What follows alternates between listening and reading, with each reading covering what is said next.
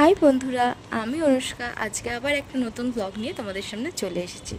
সেদিনকে চিতপুর গিয়ে আমরা জাকারিয়া স্ট্রিটেও কিন্তু ঘুরেছি। আজকে চলো তোমাদের জাকারিয়া স্ট্রিটে কী কী দেখেছি দেখাবো।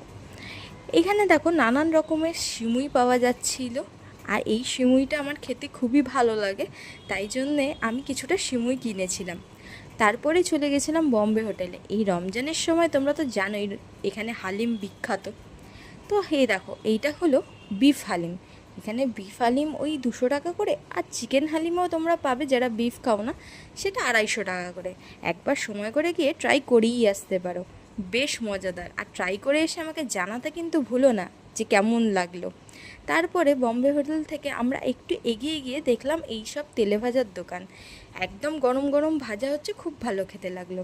আর তারপরে চলে গেলাম এই মহব্বতের শরবতের দোকানে। এখানে নানান রকম কালারের থাকলেও আমি কিন্তু এই পিঙ্কটাই ট্রাই করেছি, আর আমার খুব ভালো লেগেছে। তোমরাও গিয়ে একদিন ট্রাই করে এসে আমায় জানিও। টাটা।